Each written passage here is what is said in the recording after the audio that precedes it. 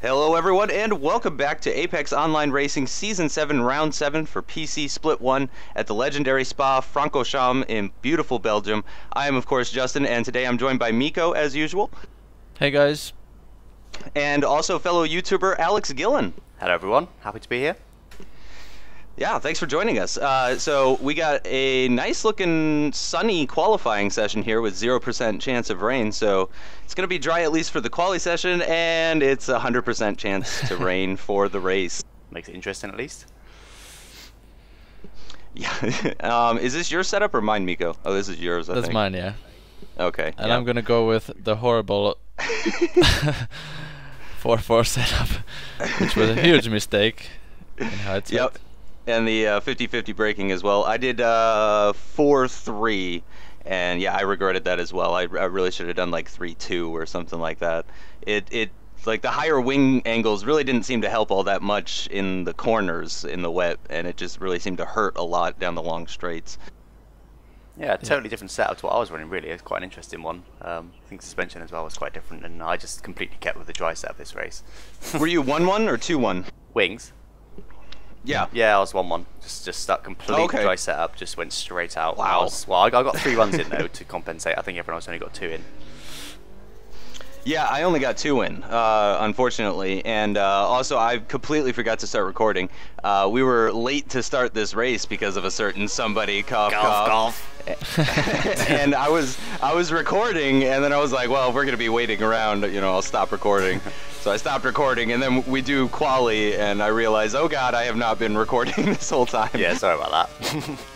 Maybe my That's fault. all right. You're not missing too much by missing out on my quali lap. So we're going down. What is is that the Camel Straight? Yeah. Okay. Yeah, I don't know. I know Puan, obviously. Yeah, I know that as well for the whole poo-on situation. Greatest name ever. Yes, for a corner. it really is. Really And then is. this corner coming up, easy to remember because it's corner with no name, which is always easy.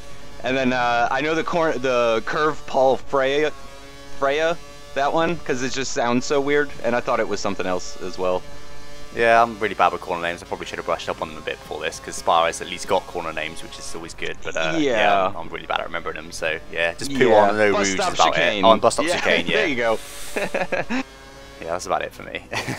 And I know one of them is called the Camel Straight, and I think it's that straight, but I always get confused with that. I'm never 100% sure. I'm pretty sure that one's the Camel Straight. How much practice did you do for this one, Miko? Maybe 4 or 5 hours worth. Couple of races and bunch of qualies. Not much actually. You were feeling pretty good going into it, though. I mean, your times were definitely better than mine. They were, you know, closer to Alex and Onage. So you must have felt pretty good going into it, at least. Well, okay, I suppose. And especially just wanting to perform well because it's such a great track, of course. So we're starting the lap here using Kurz and DRS. Coming down into turn 1. This one has a name too. I can never remember that one either, though. First corner. And yeah, there you go. Yeah, Lasource, that's the one. There you go. And let's see, Miko's using about 45% Kurz, Alex using about 20% Kurz.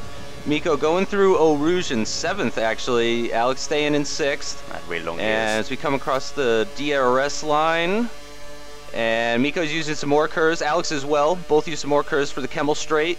And pretty close. Alex, you're definitely ahead at the moment, probably by a couple of tenths already at this point. That might have been the gears, especially in qualifying. The long gears helps massively. It's pretty hard to hit. Yeah, as well. Yeah, the 1-1 wings as well certainly doesn't hurt.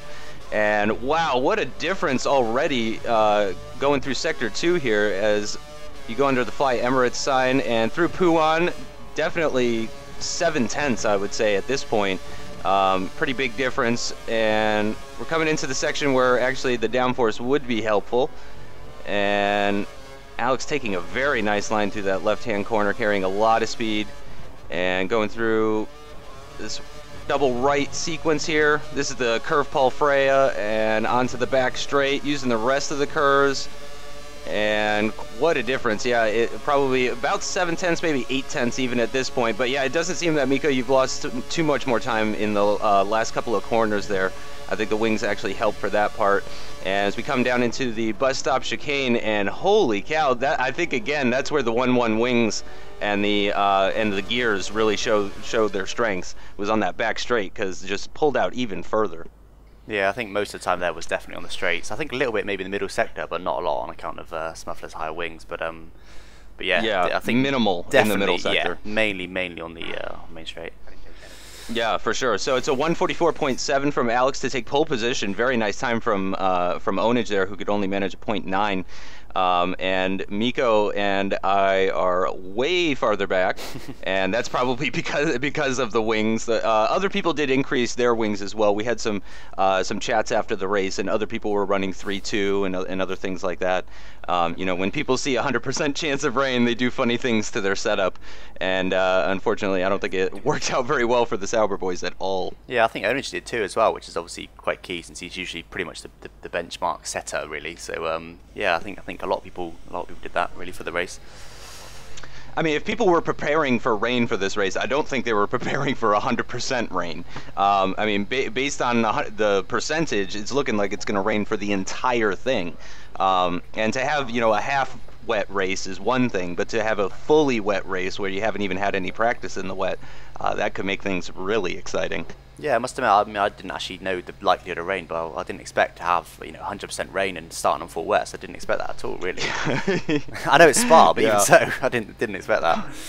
Of course. We could have really used a restart on that one. Yeah. Half a year ago, we had, of course, the King of the Rain thing in Spa. You can see the video. We can put the link somewhere. But yeah, of course. That was legendary. Yeah, that was pretty epic. I can't remember that race, not gonna lie, it was so long ago now. My memory's terrible. So yeah, we are 10th and 11th starting on the grid. 4 lights, 5 lights, and we're away. And this is gonna be this is gonna be a tough start here. Still wheel spinning through third. Now finally stopped wheel spinning. That was a lot of wheel spin there, but still pretty good start. Around the outside, very, very wide line there, but it seems to be working so far. Lots of contact in front and just skipped around the outside there. Nice move right up to P6. What did you say started? P10, was it? Holy cow! Yeah. Yeah, P10. Yeah, wow, that's pretty impressive first quarter alone. We'll see if it gets any better down the Kemmel Straight, but hopefully a bit of slipstream. I'm not sure if it's reducing the wet or not. Do you know if the slipstream is reducing the wet at all? I'm not sure. I think it's the same type of effect. I mean, there's certainly no visibility though, as you know, people are going 2 and 3 wide up ahead. There's really nowhere to go. Holy cow! You can barely even see the meter boards. Yeah, and it just suddenly appears. It's pretty scary. So if someone has a crash up in front, you're just going to hit them, and that's pretty much the end of that. But Fat Fuss right ahead now, really close. The Smuff Fuss look at the inside, and Jack Fuss as well. And just like he might squeeze past Fat first, but it's pretty tight. Got to keep a nice tight line and give him plenty of room on the exit. And it looks like, unfortunately, Fat Fuss can have the inside lines next corner, and Smuffer does have to concede the position there. But worth a try, definitely, but didn't quite work out. It's very tricky as well. First lap in the wet conditions, of course, so no one really knows how much grip there is. As Granu has a little look at the inside of Smuffler there. Right out wide. Oh my gosh.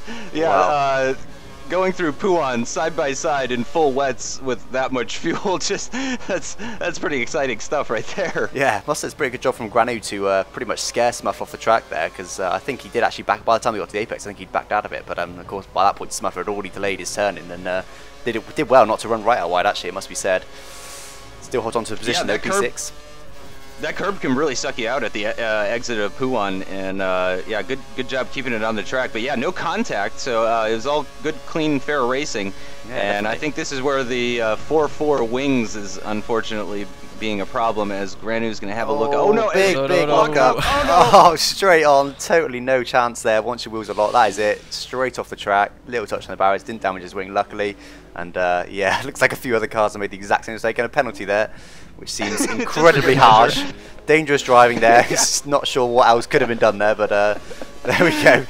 So this is a replay, yeah, same thing, and I just say thank you very much, sirs, and I'll take all 3 of those positions. In last position before that, then, so you obviously didn't have a great opening lap there, but yeah, at least you managed to get those 3 right at the end. Yeah. I was terrified being behind all 10 of those cars going down the Kemmel Straight. So I was braking ahead. Who's that? That's very Chicane. early. Yep, that's Chicane. I give him lots of room. Nice and easy there, just straight past him, no messing about. Nice and easy. So that's 4 positions you've effectively been gifted. No complaints from you there at all. Nope, not at all. And that's kind of what I was planning on as well. You know, Spa with this kind of weather, it's bound to happen that somebody's gonna go off or there's gonna be some sort of contact. So I was just playing it safe and trying to get positions where I could. It's definitely working out so far. Just look on the minimap to your gap smufflers. Someone's having a look at the inside there. Is that Chicane again? But no, just too far back there. Again, I think just doing a bit of a scare tactic. I often use that during the race as well. Just make your proximity arrow dance around under the braking zone and hopefully force you to run wide and perhaps make a mistake. But you know, you managed to keep all on the track there and keep the position ahead of Chicane. So P7 now then. So halfway through the field almost. And lots of oversteer, even in lean with the heavy fuel. I mean, there's just insane amounts of, and my gears are really high too. I'm running pretty high gears. My 7th gear and my 6th gear might be a little bit shorter than other people's, but my early gears are pretty high up, and it's just so hard finding traction. Yeah, it's really low, really low grip really in the wet, and I was running some sort of tactics with very high gears, and it does tend to help, but it's still such low grip. As that Zephyr ahead struggling quite heavily for grip there, and again lots of wheel spin. He's of course on controller, so he's not great throttle modulation there. Of course, you with the steering wheel is going to help surely with these wet conditions, so hopefully you can get him soon. 1.1 behind as you cross the line there, but should be a lot less than that coming into this straight. You've gone to standard straight away, and he's unfortunately lagging around quite a bit there. But it is a little off as well, so it should be a little bit less than that. It should be a little bit less than 1.1. Yeah. But yeah, look at this, right behind him now though. So even despite the gap glitch, you've visually closed right up on him from quite a considerable way back. So hopefully you can get the move done on him soon as you try and get good exit out of the final corner there. Did a pretty good job minimising wheel spin there, and it's caught into your gap there at 7/10, which is clearly wrong. And really quite cautious there in the first corner of the brakes, but definitely not a time for heroics. Yeah, so cars going side by side through La Source, and it looks like they're going to be going side by side into Eau Rouge as well. And this might be a good opportunity. Yeah, it's very difficult to see. Thank God for those blinking red lights. Otherwise, we would just have no idea what's going on up ahead. But yeah, I think I'm in a good position to maybe get alongside Zephyr at least here. Yeah, but it's no idea where he really is there with all this lag. It's just pinging about all over the place. Just stay to the middle and hope that he settles down. And there he goes. Didn't quite get the move done, unfortunately. But it's so scary when that happens, isn't it? Because it's just you've got no idea where he is really. Just hoping that he's behind you rather than ahead of you. Wow, and losing lots of time through that right-hand corner back there. Oh, it looks like somebody's gone wide through the corner. Yeah, is that Granu? Yeah, possibly Granu. Yeah, it's lost a lot of time, but not quite enough to allow you to get past. But it's going to allow you to push very wide there. Lots of contact ahead, and you're going to have to get right in the way there. And pretty unfortunate there, really, for Zephyr to get right in your way. He's about to get taken as well by Chicane, who obviously had a lot of momentum after that incident, which of course you lost by hitting Zephyr there. But not a lot really you could have done about that, to be honest. But still, what was that? Well, you ended up in the same 7th though, didn't you? You didn't actually gain anything then. You gained 1 and then lost 1. yeah, I gained on Granu, lost to Chicane. Typical. But yeah, very unfortunate there, really. And I don't know if Zephyr realised you were there at all, but just completely pretty much cut you off. But not a lot more either of you could have done, really. I think that was overall pretty fair. But a little way back now from Chicane ahead, but you have got Granu right behind you, so you definitely need to keep an eye on him. But no proximity error for now, so you should hope to be safe. What wings were you running in this race? 4.3. Okay. I thought about doing 3.2, and I was like, no, it's 100% rain, so I'm gonna go even higher. Oh, 2 people go wide again. You lock your wheels, but manage to keep it on the track, and 2 people go wide. That gives you again 2 free positions.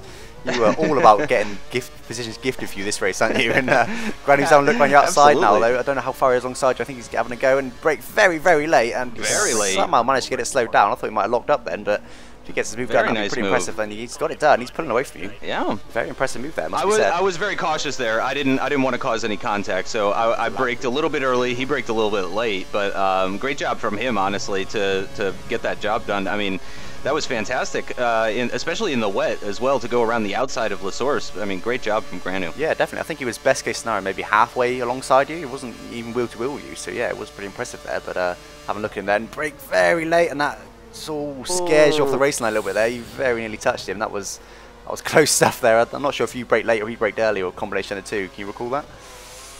I think I think I even actually locked up a little bit there. I think there was a slight lock from me, so I was just being cautious through the corner. So back on board with Miko now through lap 4 and in 8th position. So it looks like you gained out on those 2 people that went wide at the bus stop chicane. Is that right, Miko? Yeah, I think so. And I'm not actually too far back from. Ooh. Hooked heavily on the curve there. That's the danger of that curve, isn't it? Yeah, I think it's Kifla in front, and then it's you, Justin. I think so. No, I'm in 5th now. Oh, right. He's been gifted a whole load of positions. And I did not know you were behind me. I had no idea. I know I passed 3 cars on that opening lap, but I did not know you were one of them. Yeah, and I've been catching up with Kifla here, and I'm gonna be showing a late braking here to the bus stop chicane. Let's see what happens. Oh, very, very late. Oh dear. That's not gone well at all. And again. Exact same thing. I think you braked at the 100-meter board there, which is very, very late. I think, if I recall, I was braking around 120, 125 meters at the latest, pretty much in this phase in the race. So, yeah, just too late then, I think, really. I don't know if did you intentionally try that, or was that one of those things that you just kind of accidentally brake late? It was kind of like I was started to feel a little bit more comfortable with the car, and braking later to a bunch of other corners, but maybe just judged that wrong. Yeah, perhaps a bit of overconfidence as well. It's easy to happen in the wet when you feel, you don't lock up in a few laps. You think, actually, this is okay, I can start brake later now, and then you do, and then that happens and you lose. Where were you before? 2 positions you lost? Was it 1?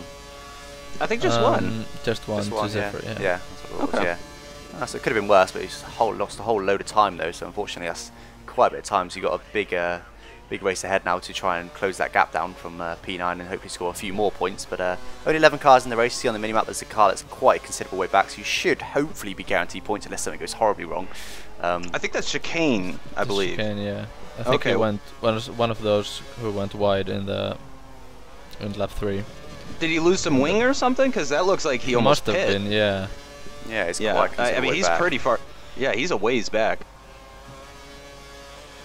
But yeah, so hopefully got a little bit of a gap now to Zephyr, so we've got a bit of work to do just to catch him up and then hopefully work on the move. But as I said, Zephyr is on a pad, so hopefully you should have the advantage with the wheel in theory. But I know I was practicing him quite a bit, and I know he was pretty quick in practice. It must be said, he was practicing on prime, and his pace was very impressive. We go back to Fake Ghost now, Justin. Lap 5 still, up to P6 now. Was that where we left you? I can't remember where we left you now. Actually, I was in P5. Oh, Granu got back past me. Oh, of course he did. Yeah, we saw that. Yeah, on the outside. Yep. Yeah, so he's managed to pull the gap out. So it looks like he's got a fairly decent amount of pace. You're still braking relatively cautiously into that final corner there, but I don't think you're losing too much time. It's probably worth it to avoid what Smuffer's done twice. And, exactly. And I'm hoping that the cars ahead will start doing that. And if you take a look at the mini-map, there are 2 cars going down the Kemmel Straight right now, and that would be Alex and Onage, who are just kind of having their own little race at the moment. I mean, that must have been a lot of fun, actually, though, for you guys, because a lot of times you don't get the opportunity to race wheel to wheel with each other, especially in these kinds of conditions at this kind of track. So was that something that you had a lot of fun doing? Yeah, it's great fun. Yeah, we very, very rarely really get to race each other wheel to wheel, maybe once or twice in a whole race, and that's about it really, and once or two overtakes, that sort of thing, but not, kind of wheel to wheel for an extended period. So first 6 laps have definitely been good fun, and yeah, unfortunately, obviously my footage isn't in this race, but yeah, of course it'll be in my video when I eventually get around to it. Yep, be on the lookout for that, obviously. And I've got Kifla behind. It looks like he's catching up to me, and that's who Miko was catching. So I think Miko's actually not too far behind. My pace definitely is not great, but I'm at least being consistent, if nothing else. But Kifla's definitely getting very close. Yep, there's the proximity arrow, so I think I might be in trouble down the back straight. Yeah, he should have serious pace. I mean, he qualified, was it 4th, I think?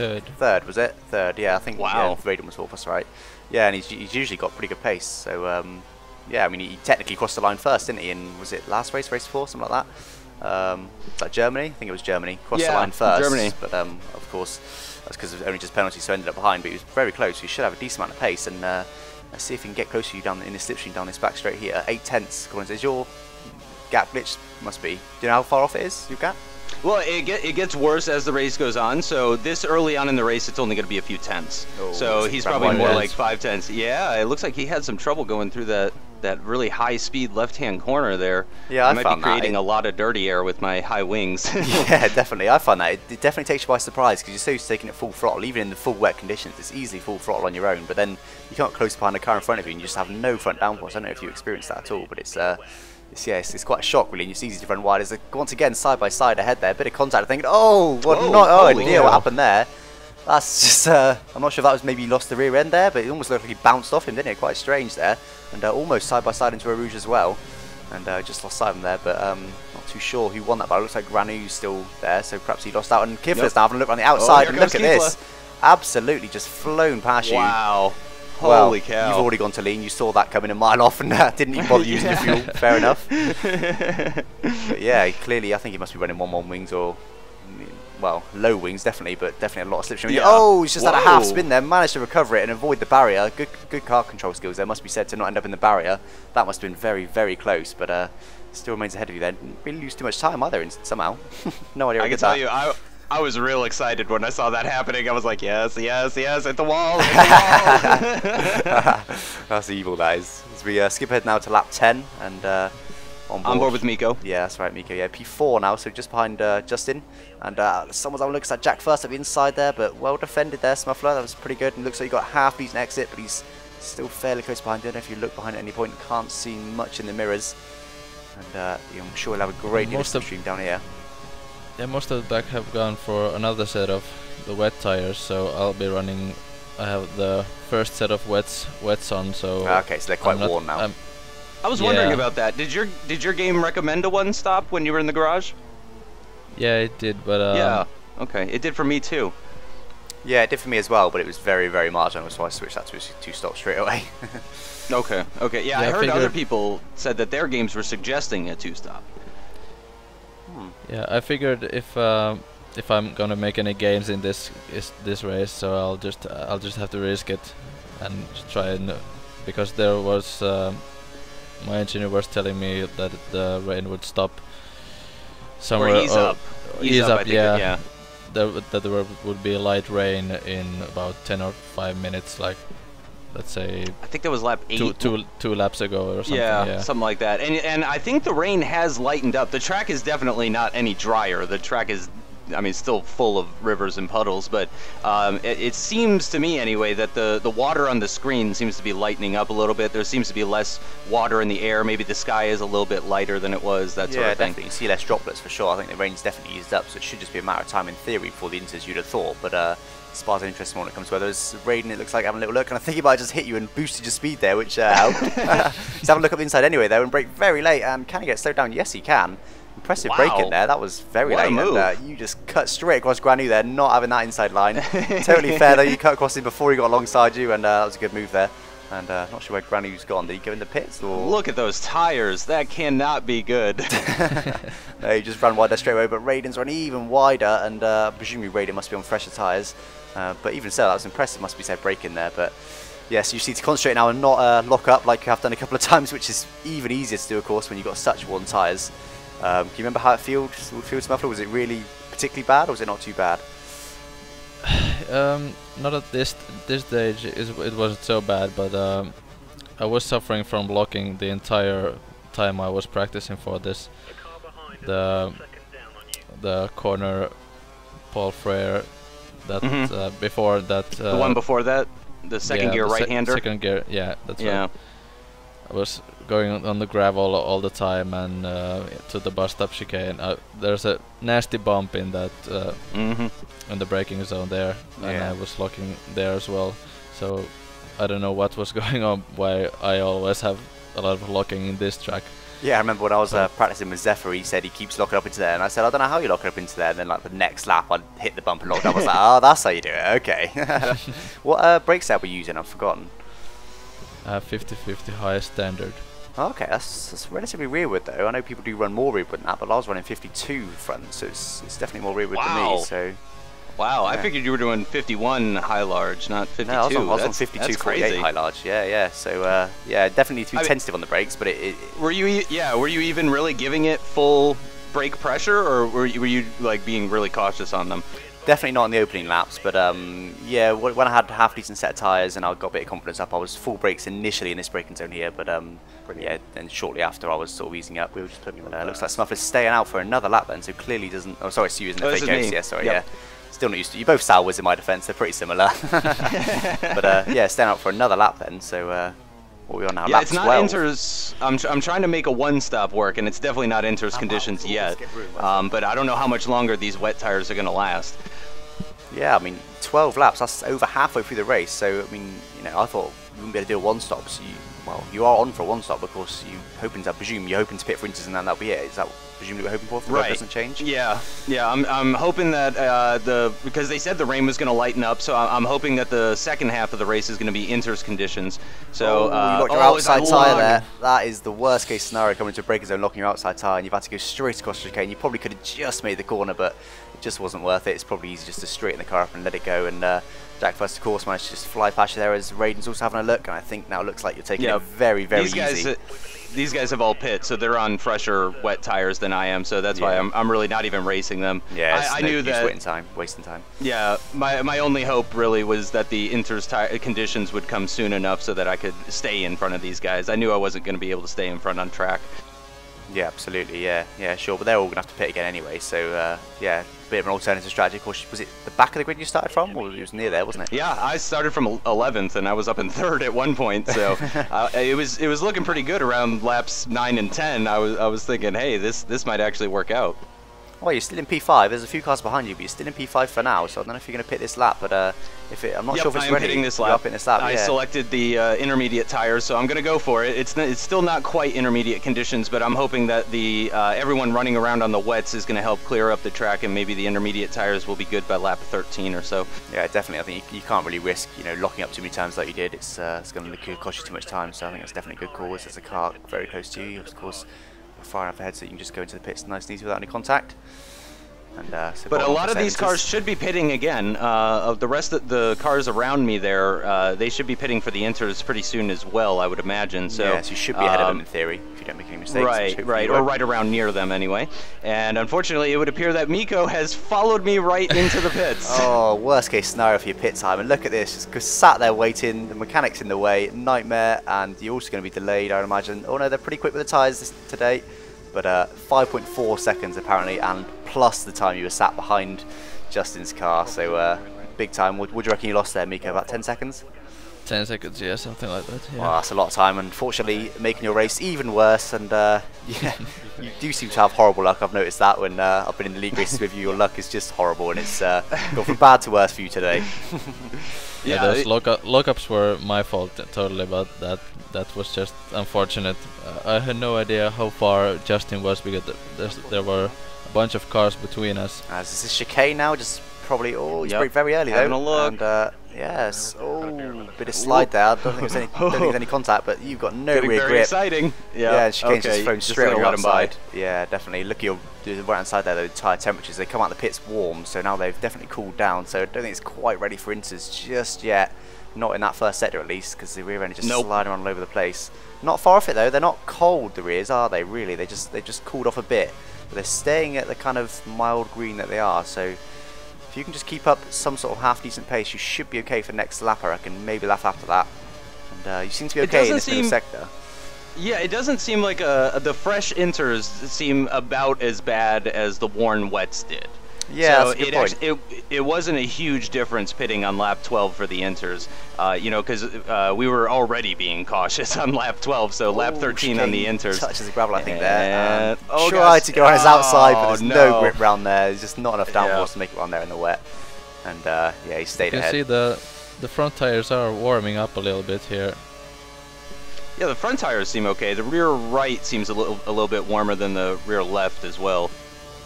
Yeah, it's an interesting point, but they're all four definitely not quite the temperature you want them, but they've warmed up definitely in this braking zone and having a look on the outside of chicane. And is he going to pit? He does indeed pit, so that just gives you that position nice and easily.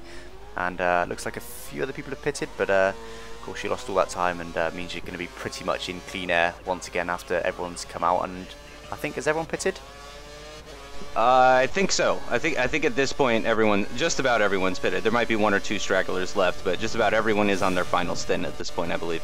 I noticed that you had a little brush with the barrier of your side pod there. You're running it very fine to the barrier, definitely, and playing a risky strategy there. But yeah, onto lap 14 now. Yeah, just flirting with it. Onto lap 14 now, of course, on intermediate tyres, and fortunately you're not on the temperature window, so we can't see it, but your grip seems to be okay. So can you remember how it felt at this point? Yeah, at this point it was starting to feel better than the wets did. Certainly the worn wets for sure, but it's definitely still not quite Inter's conditions. This was a really strange race. I would say the time it took to go from definitely wet conditions to definitely Inter's conditions was probably 10 minutes, like a good 4 laps or so. Yeah, it was usually quite some time. I stayed out on the wets for quite a considerable amount of time, and Ownage behind me pitted like 3 laps early me or something like that for the Inters, and he wasn't really gaining on me till the final lap. So there was quite a long time in this race where wets were the same speed as Inters, which is very unusual. Usually it's quite a quick changeover period, isn't it? But it was really, we kind of stayed at the same conditions for it seemed anyway for a few laps. But yeah, it's a bit of a strange one. But who's pitted? Is anyone in front? Is the 2 in front of you pitted? I think so. Yeah. Zephyr's pitted at this point, and he's got good pace, and I'm quite a ways back at this point. So it's not looking. There's a few people in the pits great now, though, so you might better get past those. I think you came into the pits ahead of them, didn't you? So I'm a couple of them, yeah. So you should hopefully. You ran a little bit wide there. So that's always the worst time to make a mistake, and just as you want to get past someone, it's such a horrible feeling when that happens. Oh man, and it's looking like a bunch up at La Source. There's so many cars. But unfortunately, you would come up behind all of them, so clearly perhaps wasn't the right time to pit. But of course, you had your worn wets anyway, so it's probably the safer option. But now, hopefully, you'll be used to conditions better than the cars in front, so you should hopefully better close the gap down over the next lap or 2. That's what I would usually be thinking at this point anyway. Is that right? They'll be new to the conditions, so I've just got to push now and see if I can catch them even by a couple of seconds, even on the opening laps, or at least even the opening lap when they're of course not used to it. But at the moment, big gap to, it's actually Miko behind, and we'll get the gap in just a second. Where is it? And it'll be a second or 2 off. So yeah, it's probably more like 5 or 6 seconds. Yeah, so it's quite a big gap to Miko there, so we'll see if that manages to close down at all before the end of the race. There's still a fair few laps to go, still 7 laps to go, so there's still definitely time for that to close down, depending on the relative pace. In practice, was Miko much faster than you, Justin? Not in race pace. Not in the race pace, but yeah, definitely in qualifying at least. I think in our practice races, I finished like maybe 7 seconds behind, something like that. Okay, so not a lot then. So yeah, unless you have any problems or maybe 3/10 a lap in the race itself. Okay, so yeah, you should in theory be able to finish comfortably ahead of Smuffler then without making any mistakes. But of course, this is wet conditions. So all bets are off really, aren't they? In wet conditions, you never know what's going to happen. So hence, looking on the minimap, me and Ownage so far out in front, it's just yeah, could never have expected that. So it's definitely anyone's game really in the wets. And according to that, it's 3.6. I don't know how far off it is per lap sort of thing, but that's 4/10. He's gained on you, he's definitely gained a little bit. Yeah, definitely gaining. And I can tell you right now that I wasn't feeling as confident at this track as Miko. So if he catches up to me, I will not fight him for position. There we go. We can compare it directly now. I haven't just watched a lap with you on board. We're now going to watch hopefully a lap with Miko on board. Yeah. Well. So yeah, it should be interesting as he's done a fast lap of the race actually, a 54.6. So it's his PB of the race. And that's a lot faster than my PB, I think. I think mine's currently in the 56s even. Is it? Wow, okay. So yeah, hopefully we'll see this gap tumble and hopefully we get a good race from you guys. It's always interesting when you got you both in commentary and you're racing each other. It's always an interesting one, especially if there's a bit of controversy there. Yeah, we actually haven't had a lot of time like on track near each other for this season. Last season, for instance, season 6 in Austin, I mean, we were racing wheel to wheel for almost half the race. But for some reason this year, it really seems to be that one of us is doing pretty well and the other one not so much. This one is a little bit of a one-off since we're both kind of struggling. But for the most part, season 7 has been, you know, one of us does well, the other one does not, and that's just kind of been how it's going. So this would be pretty much, I think, the first time that we would be racing each other wheel to wheel. But as I said, at this point in the race, I'm not feeling super confident. So if Miko catches up to me, like if he's within a car length, I'll probably just let him by. Yeah, sure. It's battling team mode too hard, isn't it? Yeah. Just looking there as well, according to the gap, we know it's a little bit off, but according to the gap, Miko gained a second on Justin there in that last lap, you know, all 3 sectors. So give or take a couple of tenths. Accurate. Yeah, it's probably around there. I mean, maybe 9 tenths, you know, worst case scenario. So it's perhaps you know, a second if more lap, and he goes purple there. I saw Chicane today. I think it was a 53.9 fastest lap. So Smuffler was 7 tenths off that, but now looking like a purple lap. So he's looking pretty quick. And according to the gap there, it was 1.8, but not entirely sure that was right, because looking at the minimap, you look quite a considerable way down the road. But I'm a bit reluctant to believe that you've just gained, you know, over a second in the middle sector. seems a little bit too good to be true, that, doesn't it? But you can definitely see him ahead now. So yeah, we'll see if there's a car in the pits as well. Yeah, I'm not sure who that is, but that's interesting. Hopefully give you a position. Is that Zephyr? Yep, yeah, it's Zephyr.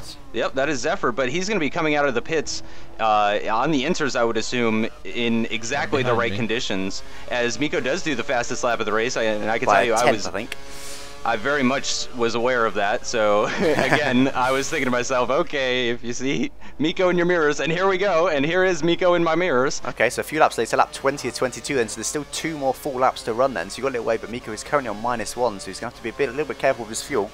And yeah, definitely we will ignore the gap for now. Now we can actually see how close you are. And although Miko lost 1.5 seconds on the previous lap, so clearly made some sort of mistake there. He would have been right on you if you didn't make that mistake. But yeah, it's looking like he would probably be right on you then, judging by how much he's closed his gap down in just a matter of what was it, been about 4 or 5 laps maybe? 3 or 4 laps, something like that. Yeah, and so not very far. Zephyr is closing. Zephyr is definitely closing in as well. So even as fast as Miko is, Zephyr appears to be even faster. And I can tell you, I'm definitely scared of both. I'm aware that both cars are coming very quickly behind me, so I'm mainly just trying to keep it on the road, but at the same time, I am pushing. I'm doing my best to try and hang on to this position. Yeah, Miko looks visually fairly confident actually. He seems to be, he's pushing, not really pushing the limit as such, but he's not far off it. He's looking pretty good. You see, they get a bit of drift at the exit corner, and he's clearly pushing quite hard. Yeah. And yeah, he's looking pretty good, and I noticed he had to go lean all the way down the Kemmel straight there, which is definitely not good for lap time, but it's enabled him to go back to standard fuel, so optimal fuel, so hopefully... Once again there, Miko, you were playing with that curve dangerously on the exit there, and yeah, was your heart in your mouth a little bit then, towards the end of this race? Yeah, I was just... I reduced like a huge gap, so now just... I think my tires are just starting to go a little bit here, and with Zephyr closing in, it's not really helping. Yeah, actually, it looks like you're not about the car behind. Looks like you're not really gaining on Justin for now, at least. Whether you can in the next lap, of course, coming up to the final lap now. But Zephyr is definitely gaining on you, so I think he will probably, if he can maintain that pace, will be right on you come the end of this race.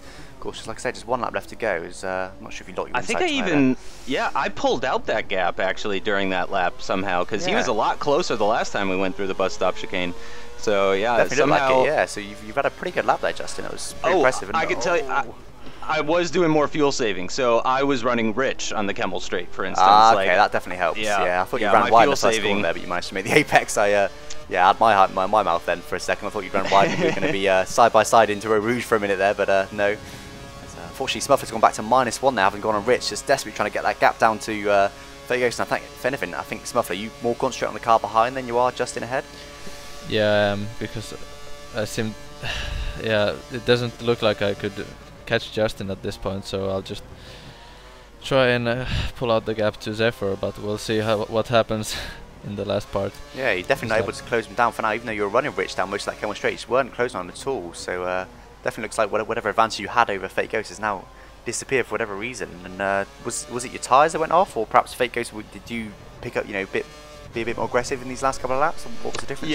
Yeah. As he started getting closer and closer, I became more and more aware that he was there. So I was pushing a little bit harder and a little harder each lap, and certainly getting, you get more practice as well. Every lap you turn, you just get that much more experience with the course and the conditions and whatnot. So I was just trying to keep it on the track, be consistent, but at the same time try and be as quick as possible. And like I said, the fuel saving as well earlier in the race really seems to be paying dividends here on the last lap.